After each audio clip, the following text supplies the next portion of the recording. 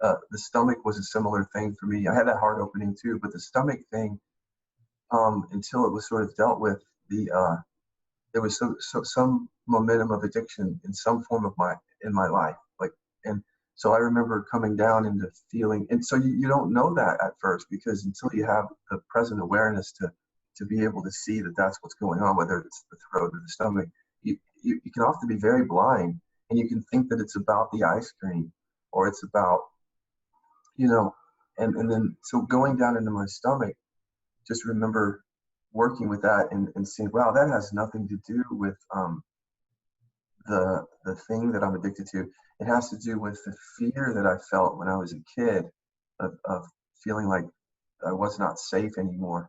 And then how that pattern reoccurred in my life, like getting bullied when I was 10, but then feeling the bully come back over and over. And all that was held in my stomach, along with a lot of shame. And as that started to release, it's like my whole body started to, like the engine that was driving that whole thing felt much more relaxed. And there's no way that you can know that until you experience it. You can't guess about how that's going to work until you go through it. Mm-hmm. Again, like you said, it would be great if there was one switch. We could just turn that switch, and then, but Yeah. much more an exploration that unfolds.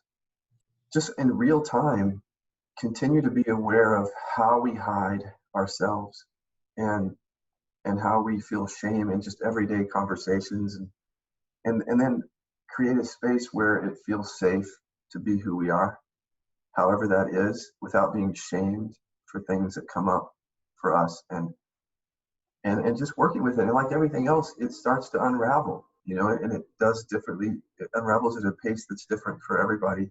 But as it does, there's an amazing amount of freedom just in that, and no longer feeling that. And you can feel the difference when you go through that. I mean, you can, it's like you don't know what you have until it's gone, is the song.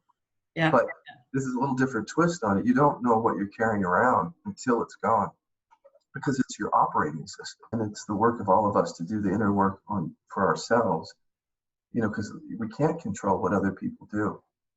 Mm-hmm. If they're going to do that, we can't. But what we can do is work on ourselves, and we can encourage everyone to take that internal look at where is the shaming coming from. And quite often it's coming from their own shame or their own deficiency story or their own suffering, and they can't see that. Go to kilobyscenter.com, Radical Recovery Summit, to see the full schedule of speakers and to register to watch these free online September 23rd and 24th in the Radical Recovery Summit 2017.